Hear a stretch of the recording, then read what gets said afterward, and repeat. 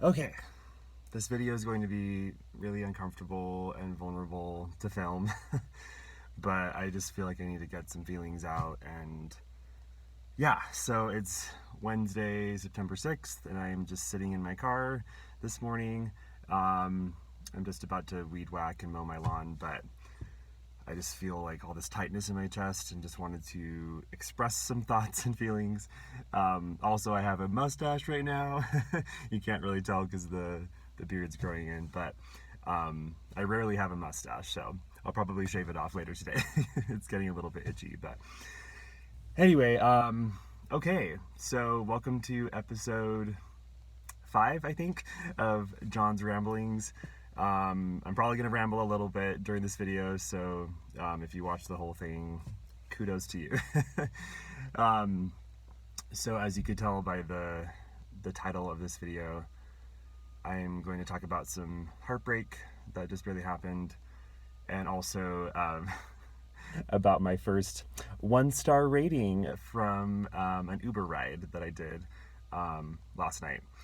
I'll get to that at the end of the video, but yeah, let's talk about some heartbreak. So fun.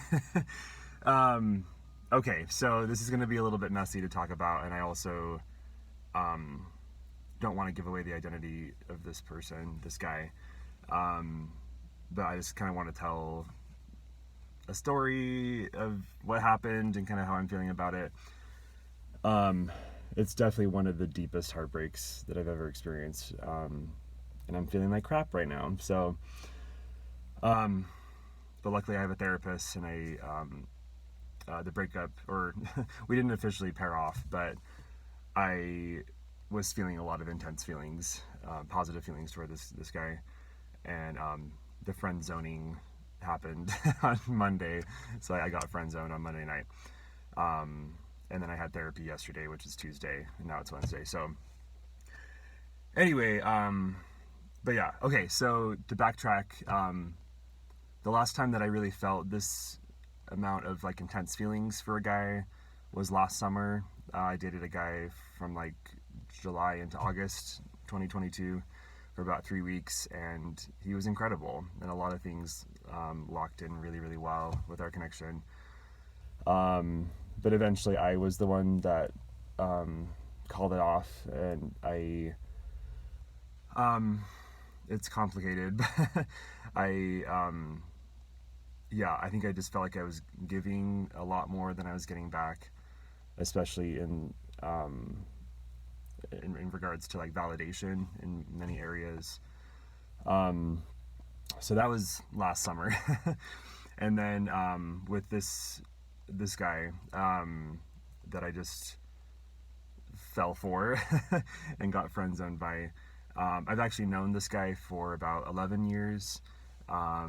So I met him back in 2012, and we worked together briefly musically, and I really enjoyed meeting him. But he's been in other relationships ever since I met him. So he was in a 10-year relationship, and then also a 9-month relationship, and then he was single again as of like 2 months ago.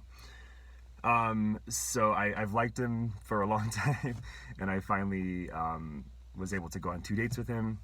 The first one was 2 weeks ago, and that one was about 11 hours. I'll talk about it in a second. And then the second one was last week, which was about 14 hours. Yeah, and the first one was the best date of my life, and the second one was pretty awesome as well. But I started to kind of feel things slipping more around the second one. But anyway, so in a nutshell, like this is so hard to talk about, and I also I don't want to be a drama queen, or be spiteful. Like heartbreak sucks, but it's good to just get out feelings, I think, and I don't want to get stuck, and what's the word? I don't want to spiral, because things just played out as they played out, and I didn't have a lot of control over the outcome. But Anyway, so the first date, we went to see a musical, which is one of my favorite things to do on a date, and I had a fantastic time. And yeah, uh, I um, yeah, partway through the musical, he actually leaned over and kissed me. So he initiated the first kiss, and I loved it, and it felt amazing and beautiful and right. Um, anyway, so we had a blast at the musical, and then he asked me to go back to his place. I was not expecting that because I think I was trying to go in with low expectations with this guy. But yeah, he invited me back to his place, and I um, said yes. And so he lives within a 30-minute radius of where I live here in Utah. So I went ahead and went back to his place, and we had a fantastic time. I think everything just seemed to really fit with this guy in a lot of ways, like emotionally, physically, sexually. I'll just leave it there. um, and uh, mentally, uh, sorry, my brain's still waking up a little bit here. It's morning. And spiritually, even, like, we were kind of on the same page. We were both gay, ex-Mormon atheists, and it just seemed to fit really well that way between us. I'm trying to not give away the identity of this person, so there's other details about this person that I will not share in this video. But anyway, so I had a fantastic time at his place. Like, again, the physical sexual chemistry was off the charts, and I think I just really felt like all this compatibility in one person in so many different areas. And I felt like I could be open and vulnerable, and they also were very vulnerable with me. They've gone through some hard stuff, and they've really done a lot of work on themselves and healed. And they're just an incredible, stunning person. And I was just, he took my breath away. And anyway, so yeah, I did sleep over at his house that night, and it just felt so good and right, and I just felt really, really happy. And then in the morning, before he left for work, we just like sat down at his piano and like sang and played some music, which was sweet. And yeah, he's very musical, and that was a big bonus because music's my life. And so and obviously we had musically collaborated like 11 years ago, and so that's how our connection began in the first place. But anyway, and then shortly after the date, I found out that he was also going on dates with one of my friends. With, and I've also, been dating around-ish lately. I haven't been on dating apps since the end of June, but I've just kind of gone on, occasional dates with Facebook friends mostly. So yeah, I was aware that he was going on dates with one of my friends. And I wanted to give him the freedom to date around, and I didn't want him to feel like I was being clingy or obsessive or trying to pin him down. I don't like feeling that way with guys, when they try to pin me down, or be codependent or clingy or obsessive or controlling. And so, I don't know, I just feel like there was a lot of really healthy, positive connections happening between us. And then I asked him out again to another date, which was last week. And we went to the pool and had a lovely time. And that was his first time swimming this summer, and it was my second. And pools were about to close because Labor Day was 2 days ago. So we had a lovely time at the pool, and I also loved that he was very comfortable, like holding my hand, like in public, during the musical, and also at the pool, and also just like hugs and kisses. Like, he was just very, very comfortable with his sexuality and comfortable with like PDA, not to like an extreme amount, you know, not to make other people uncomfortable, but I just felt really at home with this guy. Anyway, so and then after the pool we had like a chat about emotions in his car for a little bit, and you know, I kind of talked about some of my anxiety because I was starting to catch pretty intense feelings for him, and he was a little bit more guarded about what he was feeling, but you know, he's like, we'll just see where it goes. And then we went back to my place, which was part of the plan ahead of time, and he got to meet my cat, and I felt like they connected pretty well, and you know, there was more physical sexual stuff. Don't judge me. I'm a very high sex drive person, and so is he, and man, he's good at that stuff. Anyway, it was amazing, and just so beautiful.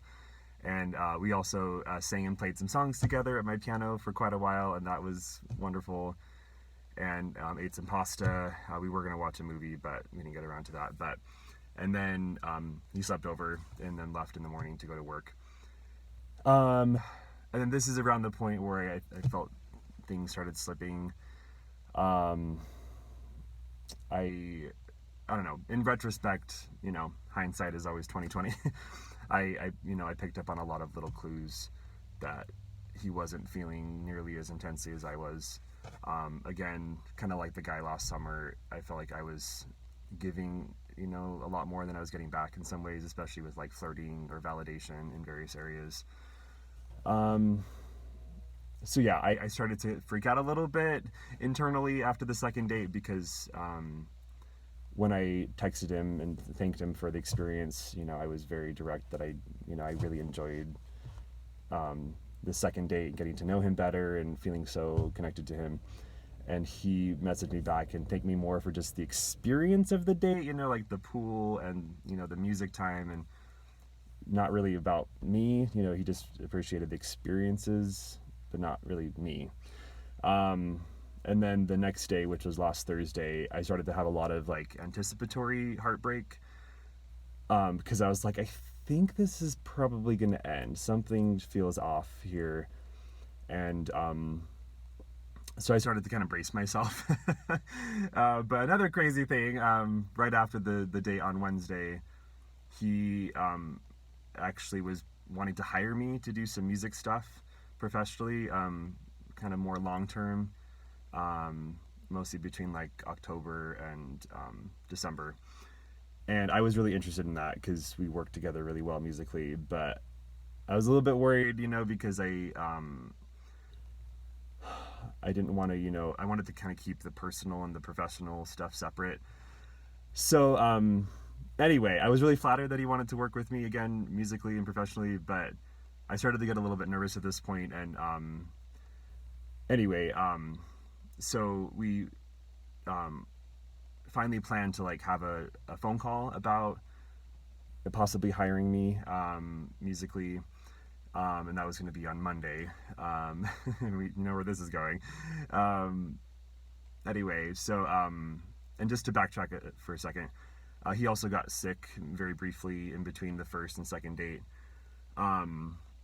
and I, since I'd slept over at his house 2 weeks ago, I knew his address, and I sneakily like put a little like gift bag together, like a get well soon gift. It had like some healthy foods and also like some plums from my plum tree, and I also like chopped some roses from my rose bush. I really liked this guy. And I'm not really a gift person, like giving or receiving, like probably because I'm poor and also because gifts are stressful.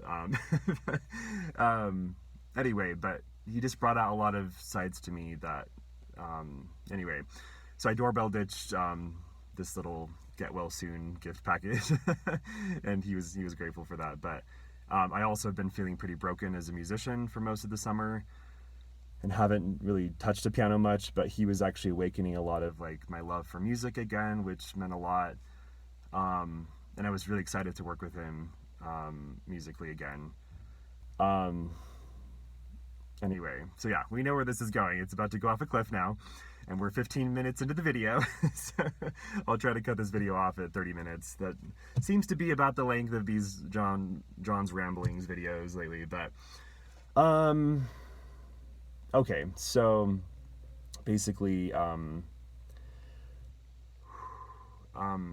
yeah, so 2 nights ago I was in the middle of doing Uber rides, and we were planning to talk at 9 p.m. on Monday night. So I just dropped a guy off at the airport, and I just parked in a fast food parking lot and called him, and somebody's mowing the lawn. Oh, it's my neighbor. Yeah, you probably can hear that, and I'm just about to mow my lawn too. So I hate mowing the lawn. It's so tedious. But luckily the weather started to cool down a little bit, so it's not going to be as uncomfortable and sweaty. But okay, so let's talk about the hard stuff. So I called him, and I'd already had a couple days to kind of brace myself for this phone call, because I wasn't exactly sure where the phone call was going to go, as we were going to talk about professional stuff, and I also wanted to bring up personal stuff. So I went ahead and told him, like, yeah, I'm still really, interested in working with you musically. Let's maybe, like, talk about some personal things first. And I just told him, like, obviously, you're picking up that I am feeling a lot for you, and I just kind of wanted to, ask you, what are your thoughts, about our personal side and how it maybe would interact with our professional connection moving forward. Anyway, so he went ahead at that point and friend zoned me. He just said, like, yeah, like, I really enjoyed the time with you, but I think we should just be friends. No more romance. And I saw that coming, and it was really painful, and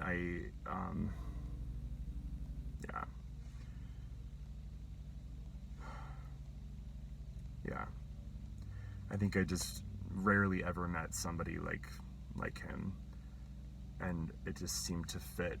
It just fit. Yeah, anyway, but I did tell him that I wasn't necessarily surprised, that I had seen a lot of little clues along the way. Like, I felt like a lot of the flirting I was doing, especially in messages, was just kind of hitting a wall, and he wasn't really engaging with a lot of it directly. He was a gentleman from start to finish. I think dating is just hard. It's so hard. And he very genuinely said he wanted to stay friends. He wanted to continue to work with me musically. But I just told him, like, I think it would be too difficult, because I just like you way too much, and I think those feelings are only going to grow. And so anyway, so yeah, but I thanked him for everything. I told him I had a wonderful time. I told him, like, this was going to hurt a lot, and that I needed to kind of pull back and just deal with this separately from him, and also with my therapist or any other support people in my life. So I told him I was just going to go ahead and unfriend him on Facebook and just kind of create that level of separation. Anyway, so yeah, so we ended the call, and I told him, like, I wouldn't contact him anymore at that point, but if he decided to, like, Facebook message me or text me, then I would try to figure out how to engage with that. But he said that the door wasn't open to continue dating in the future, and if he changes his mind, then at this point it feels a little bit too late, because I'm already going through some pretty extreme heartbreak. But anyway, so at that point I started doing some Uber rides back to Pleasant Grove, where I live, but I was also going to stop at Winco and Orem to do some grocery shopping. So anyway, so when I got to Winco, that's when a lot of the emotions just kind of popped. And I just felt like, you know what, I think I should just block him, because all of his Facebook posts are public, so I'd still be able to see them. And so I went ahead and blocked him, and also this friend of mine that he was going on dates with. I don't know if he was maybe pursuing this guy instead, and it was a little bit messy, because yeah, those 2 weeks, I went on a date per week with him. And then he also went on 2 dates with that other guy during that time frame. Anyway, so I was like, he's probably more interested in this other guy, which, didn't make sense in my head, because I didn't feel like they were very compatible, but whatever. So at this point, for my own mental health, I needed to to snip the cord. Anyway, so I went ahead, so I blocked him while I was in my car in the parking lot at Winco. And then I went inside Winco, and that's when a lot of grief just hit, and I was in like the chip aisle, and I just like collapsed on the floor for maybe 2 minutes with my head in my hands and just started crying. And there were probably some people that walked by and saw me. This was like around midnight, I think, at this point, after I'd done some Uber rides. And it was tough to do those Uber rides because I was trying to hold in some of this heartbreak. But anyway, and then I was also able to like scream in my car later and swear, and just let out some of that anger and sadness. And then went home, and anyway, my cat was very sweet as I was trying to put my groceries away. But I honestly couldn't even let my cat touch me at that point. Like, I've rarely ever felt that way. Like, my cat is my world. I love my cat. But I was in so much pain that I just had to, for like about maybe 2 hours before I went to bed, I wouldn't allow my cat to touch me because I just was in too much pain. So I fed him wet food and then put my groceries away, ate some dinner, and then went to bed. But, and I also, sorry, trigger warning. I self-harmed for the first time in forever. That's not really a big issue for me with my borderline personality disorder, or I have quiet borderline personality disorder. So I didn't do anything drastic. It was pretty mild, and I did tell my therapist yesterday about that. And I did feel quite a bit of suicidal energy on Monday night as well. But luckily I was able to kind of get back on track yesterday. And sometimes things just don't work out, and that sucks. But I think it's going to take me quite a while to get over this person. He just blew every other guy out of the water, and I felt so at home with him. But also, I don't think he was able to love me in the ways that I needed, and I don't think he was feeling it the way I was. But it's hard, because he initiated that first kiss. He invited me back to his place. Like, the sex was amazing. The musical connection was amazing. And so, like, it's going to take me a while to process this. But I also, maybe it would help to just continue to go on other dates, because there's other fish in the sea, and I want to just keep swimming like Dory. Also, sorry, the sun is, like, coming up, and it's on my shoulders. Sorry for the awkward stripe of light in the video, but okay, so let's talk about last night with Uber. Okay, so yesterday was kind of a hot mess. Okay, I'll just like give a little bird's eye view of the day. So I went to therapy in the morning, and I was a hot mess, and it was really, really hard to talk about this guy, but it helped. And I'm really, really, really grateful for my EMDR therapist. And then I went to a brief doctor's appointment to get some medication re-prescribed in the afternoon, and I was kind of pissy at the clinic because I was not in a good mood from the heartbreak. So I was a little bit snippy with the doctor, even though he wasn't the problem. And then I did Uber for like 5 hours after that. It was like 7 food deliveries. I was not feeling very social, so I just did Uber Eats food deliveries mostly, and then I turned on passenger apps at the end of the night and did 3 rides.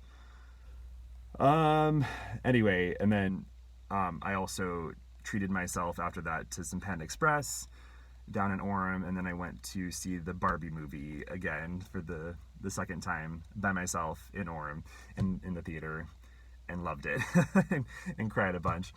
Anyway, okay, so before I hit the 30-minute point in about 5 minutes, here's a quick rundown of the Uber ride that got me my first 1-star rating. Hooray! The day after some severe heartbreak. So fun. So just for perspective, since mid-April, I've done over 400 passenger rides for Uber, and then about 200 food deliveries, so over 600 total.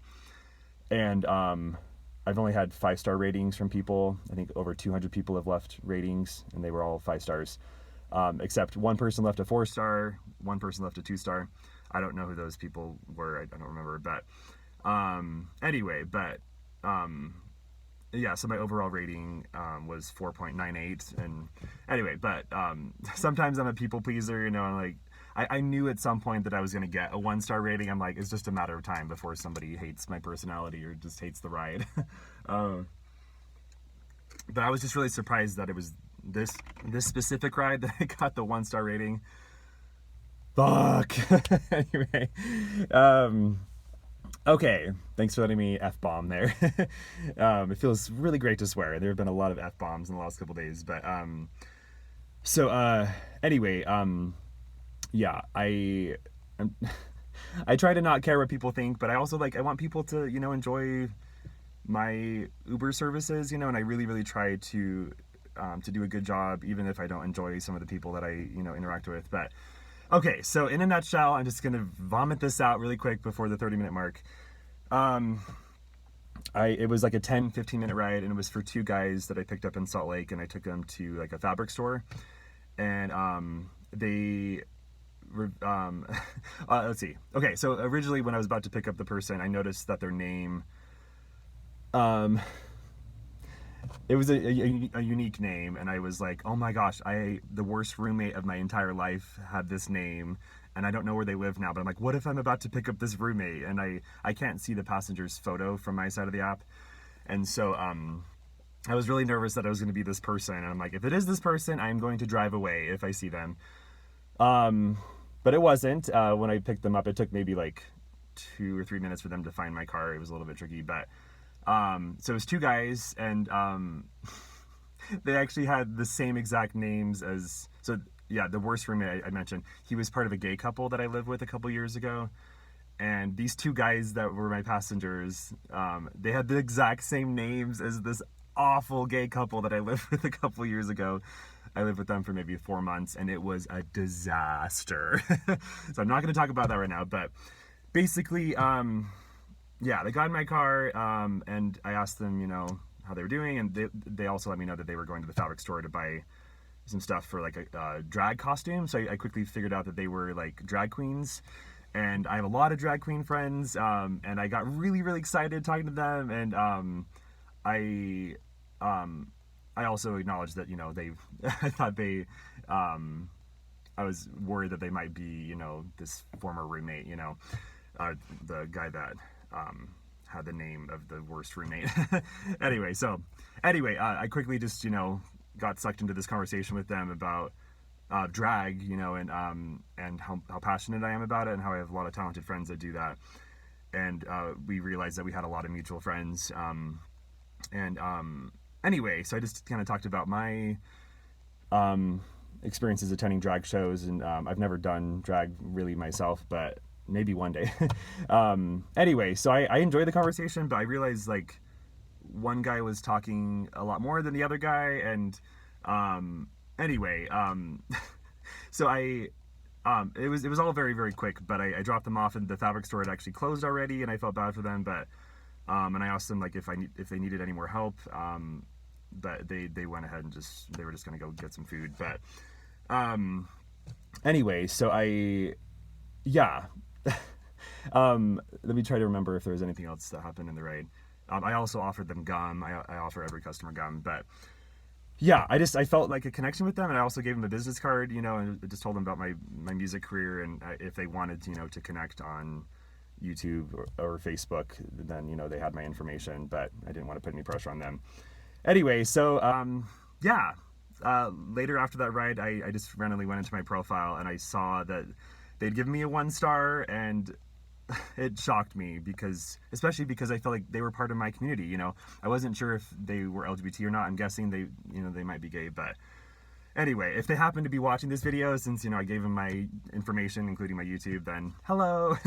I hope you're doing well. But they left 2 complaints. They said I wasn't polite, and they said that I talked too much. So yeah, anyway, I was just being myself, and I apparently wasn't their cup of tea. So anyway, the point of this video is you can't please everybody, and you just got to keep swimming and be yourself, even if people don't like you, and goodbye.